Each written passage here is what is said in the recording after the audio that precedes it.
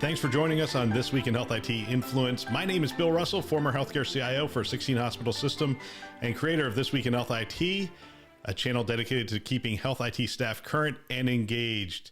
We have two excellent guests with us today. We have cybersecurity communications specialist for Geisinger, David Stellfox, and we have cyber threat response team lead at Geisinger, Joshua Murray. Special thanks to our Influence show sponsors, Sirius Healthcare and Health Lyrics, for choosing to invest in our mission to develop the next generation of health IT leaders. If you want to be a part of our mission, you can become a show sponsor as well. The first step is to send an email to partner@thisweekinhealthit.com.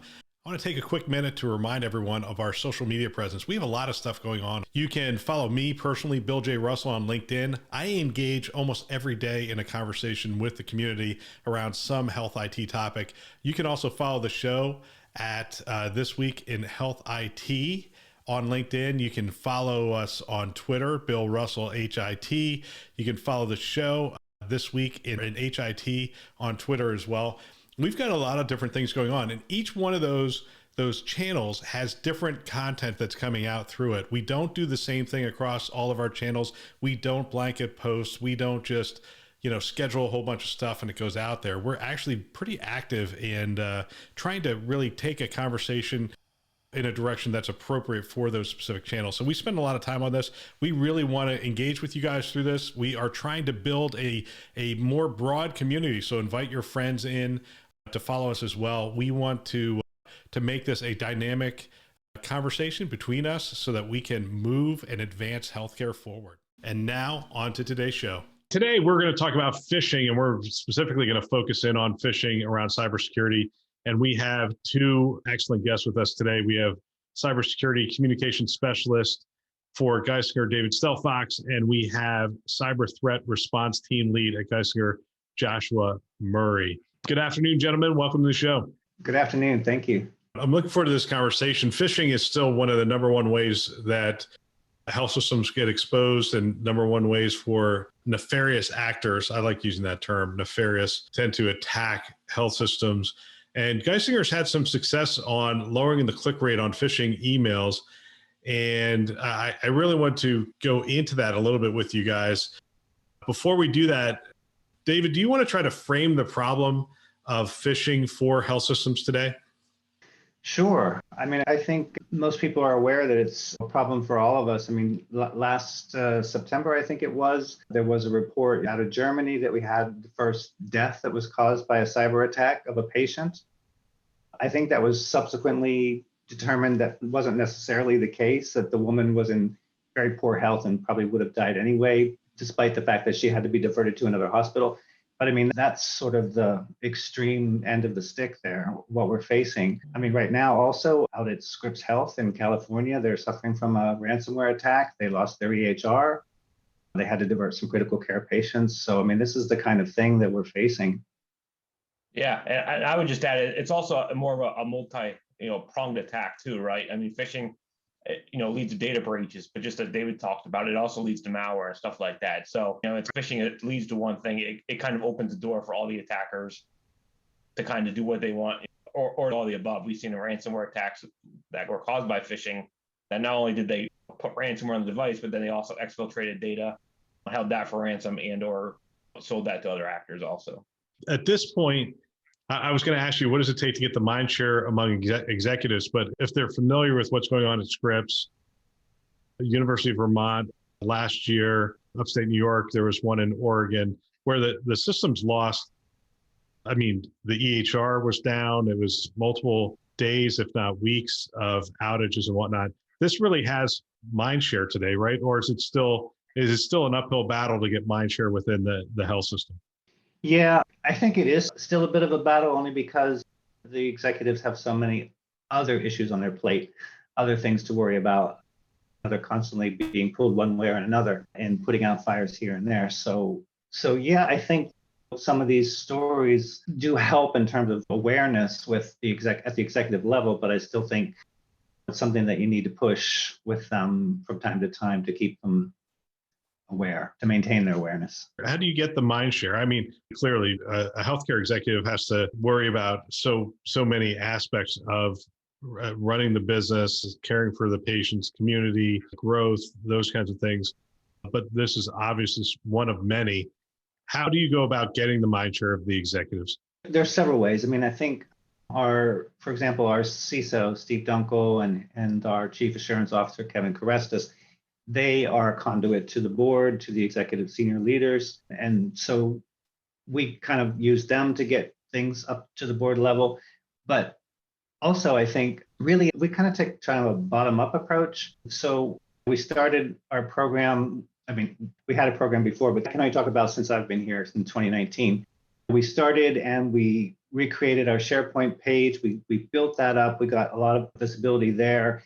And it's about building up the program from the bottom, and then eventually it gets up to the folks at the top. Another thing that we do, for example, is we publish a 2-page bulletin. It's a one sheet piece of paper, double-sided, specifically for executives, and we do that quarterly.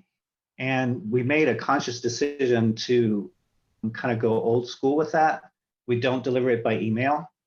We deliver it in paper copy, in interoffice mail, addressed to them. And that was kind of intentional because it's so easy to ignore emails and delete emails. So that's along the lines of when I get a handwritten note from somebody, I actually take notice versus literally the 250. So that there is a conscious plan around getting in front of people. How do they respond to it? When you say, hey, look, phishing's a big conduit to a lot of other attacks against our health system, how do they respond? I mean, because one of the age-old problems we had when I was CIO was just, it was ease of use versus security. And you get a lot of pushback of, hey, it takes me too long to log in. There's too many steps. There's too many of that kind of stuff. I mean, how do you balance that? Yeah, I mean, that's definitely still a problem. It probably will always be the balance between convenience and security. I think, though, that people have moved along moved down the road on that ways that people are I think it was imbalanced towards convenience in the past, and I think it's coming much more into balance. It's not overbalanced, I don't think, to security, but it's becoming much more in balance as people recognize. Yeah, and one of the things Geisinger has been trying to do, especially in the past 2 years, unfortunately that coincided with COVID and the other priorities, but we've been holding a lot of tabletop exercises where we invite both the executives and the managers of the clinical departments, and we walk through. We just did one a couple of weeks ago with FEMA, when we walked through a phishing exercise that led into a ransomware, that type of thing. And what that did was that allowed the execs and everyone to see it from kind of the start to finish, not just, hey, my computer's down, what's going on? So with that, we get a little bit more awareness of showing them the whole process and what happens here and why one click on an email could bring down the whole thing and start diversion pages and all that type of items. Yeah. So Josh, you have a cool title, Cyber Threat Response Team Lead. What is the Cyber Threat Response Team? Our team here at Geisinger, we're basically kind of a threat team, which means we monitor the news and all the sources for any type of threats and act on those threats, specifically to healthcare, but others. But then our team is also tasked with a response if those threats realized or responding to those threat insights. So we gather the intelligence, we review it, determine what's applicable to us or what we need to do from that. But also on the flip end, if something goes bump in the night or something actually realizes it, our team's also the one to respond. So that's really neat because we kind of see the intel from the whole life cycle, from when we get it to when we respond. So there's a lot of other places have got disconnect. There's a threat team and a response team. And I think there's some communication gaps that always exist between the two. But with our team, we're able to fully consume the information. Plus, if we need to, we can also act on that. So is that team separated from the operations team, the team that's implementing, monitoring, and all that other stuff? And then the threat response team is literally focused in on threats to the health system? Correct. Yeah. So our team does do just the threats and then the response. So we do have an operations group that helps us or helps Geisinger actually install and do the configurations behind the scene. And then the analyst on my team, we actually have eyes on the glass looking at the intelligence and they're responding to any alerts. Wow. So talk to me. By the way, I love that distinction between operations and threat response. So you guys were able to reduce the occurrences or the successful phishing amongst your staff by upwards of 50%. How were you able to do that? Is it a repeatable program that you think other health systems at this point could implement? Yeah, that's a good question. And also how long it will last and can we continue it? Those are questions yet to be answered. But as far as what we did already, I think we built up a program where we became very, very visible to the employees with the help of corporate communications, of course, and others in the organization. And then we went out and gave presentations to departments within the organization. I mean, in person before COVID and then after COVID, virtual. But they were kind of like, they weren't, we called them training, but they were really conversations, discussions.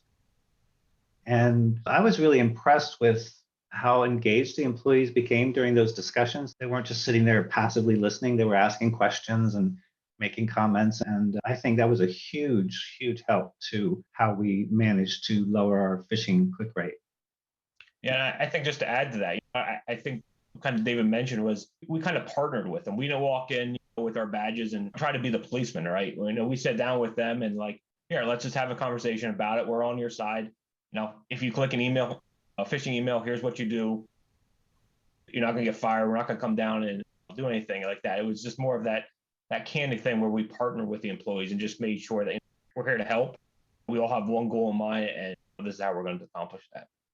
This pipeline thing is really interesting as it's going on right now, because much like the pandemic was for hand washing and social distancing and wearing masks and those kind of things, just people recognizing good hygiene and how it helps people to stay healthy. I think some of these things like waiting in gas lines and that kind of thing is sort of a reminder that, hey, this is getting serious and this could really impact things. And so it really is making it top of mind for the entire staff. It's probably a more receptive audience today than even it was when you started kicking off this program, I would think. I think I would agree with that. Yeah. In the last 2 years, with all the incidents that there have been, I think people in general are more aware of the potential for these kinds of attacks and the potential implications of these kinds of attacks. So yeah, I would agree with that. So talk about how are I guess, Joshua, this is for you. How are the threats becoming more sophisticated? I mean, it's interesting. No matter how sophisticated the threats are becoming, it seems to me like the way in is still easiest through an email where somebody's going to give you their credentials. Right. So as you can imagine, just the evolution over a couple of years. The first phishing emails were very generic. Hey, you want a gift card? Click here, and sign in. Nowadays, we're seeing a lot more targeted attacks. They're using Geisner's logo. They're using current events in the media. COVID, we saw an explosion, not necessarily towards Geisnger, but just in the email industry and all the other hospitals in a whole of COVID-related attacks. Like, hey, here's a shot appointment. Please sign up and do stuff like that. So I think they're really trying to kind of pinpoint Geisinger or whoever they're trying to target using those type of things. And again, the current events are the most ways to do that, right? Again, COVID, anything else is going on, they can put the urgency behind it. They can say urgent, we need this tomorrow. And that's what they try to use to trick the users to give that up. So a lot of times with the more advanced stuff like that, we're seeing a little bit more customization and the attackers taking a little bit more time to kind of understand what their target is and what the best way to approach it is. Is there a set of tools you're using around this, a set of technology tools? Oh yeah. So we do use some Microsoft product and some other our products to kind of help us do that. One thing I really like about our team in Geisinger is we still have a pretty good eyes on glass thing. When they send in emails, we do have some processes that do it, but ultimately we look at those, and that allows us to have a chance to give immediate feedback to the users, right? And we have other industries like, hey, I sent in a phishing email, and that's the last thing I heard. With us, we try to respond to emails as quickly as possible. We'll let them know this is a phishing email. These were the signs, and good job, right? And on the flip side, we can also say, nope, this was not a phishing email. This is legitimate. You can click the link, you can visit, open the attachment like that. So I think that's another thing in the overall phishing program is just the immediate feedback, because people kind of, it's there in front of them and they remember it right away versus, oh yeah, here's this email I sent in 2 weeks ago and they said it was good. So it's kind of like, and we can provide immediate education, this is phishing or this isn't. I totally agree with that. I second that. I mean, Josh's team is very fast in responding when employees send in suspicious emails, and they're always, the whole team has a kind of a customer focus approach, and we get back to people as soon as possible, as fully as possible, as clearly as possible. And even, for example, with the people who click on the friendly phishing campaigns, I personally respond to every single one of them within 2 weeks of them clicking. I mean, when they click, they get a video pops up and explains what's happened and everything. But I follow up with each one of them after that. So I think that helps a lot too.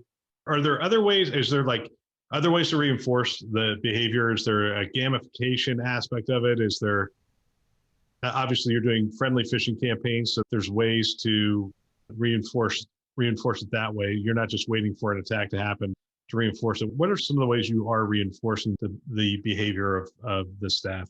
Well, we don't do a lot of gamification. We have done some, and we were doing more before COVID. Then when COVID struck, it kind of upset everything because everyone started working from home and people weren't in the offices and things like that. So I'm personally not a huge fan of gamification. I think that the people who tend to volunteer for that sort of thing are the people that don't need the education. So yeah, I don't know, Josh.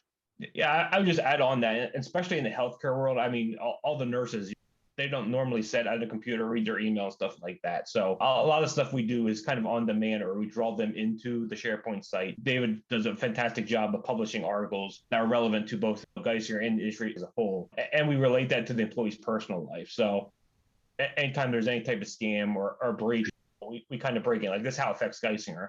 But then we also add that personal element is like, maybe you should go home, and talk with family members about this. And there is no gift card scam that's going to give you $1,000 gift card. And it just brings it down to that personalization. I think a lot of our employees, again, on the clinical side, they don't necessarily, log in every day or do everything like that. So we take every opportunity. We kind of use the push method of, putting it out there in front of them and then giving them the access to jump back into the SharePoint page and read about stuff.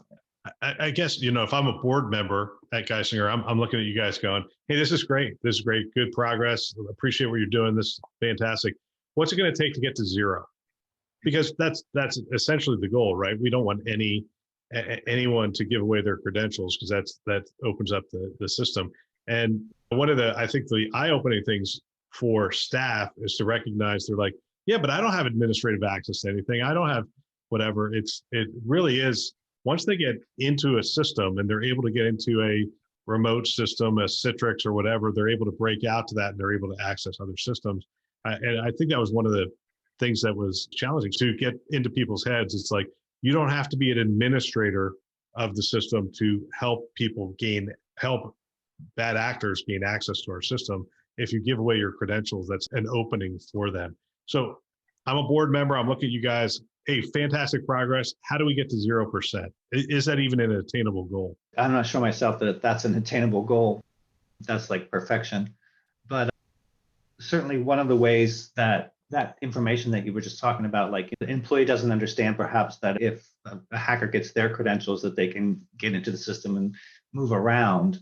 That's the kind of information that we talked about during our in-person presentations with Steve Dunkel, our CISO. And that generated lots of conversations with the employees. So, I mean, that's the kind of information that's really best delivered like verbally in person. And we did some of that. And I think that was really helpful. Yeah, I just add on, trying to get down to zero. I don't think it's attainable, but I think we just need to keep this constantly going, just to keep it compressed as long as we can. And I do think there are some opportunities within Geisinger that we can make it a little bit better. One of the things I like to look for our team to do is kind of keep up with some more of the relevant stuff. Once we see the start of a scam or some type of attack that we do successfully stop, maybe the next following month after that, we run a campaign that closely monitors that. And that's twofold, is kind of both to keep the education up for the end users of kind of what's going on or what the new tactics are this week.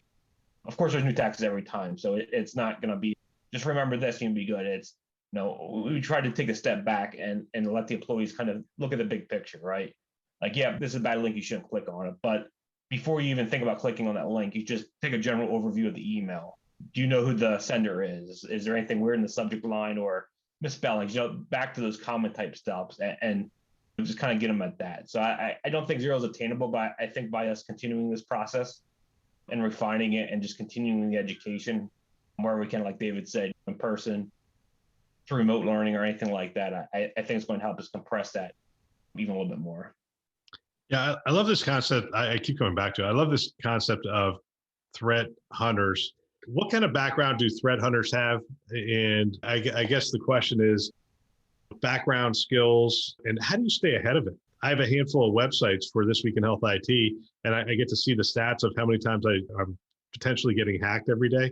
It's silly. I mean, there's nothing to get behind my website, but the number of potential attacks on the website is significant. How do you stay ahead of it, and what kind of skills and background makes up a threat hunter team? So really for threat hunting, it really comes down to, I'd say curiosity, really. You want a person that has the gut that's like, let's investigate this a little bit more.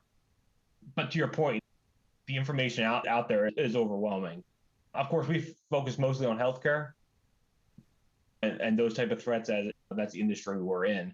But we do find different veins and different ways of getting into other things like that. So curiosity, just the different backgrounds of our employees, our teammates here. Some are really good at networking, some are really good at endpoint.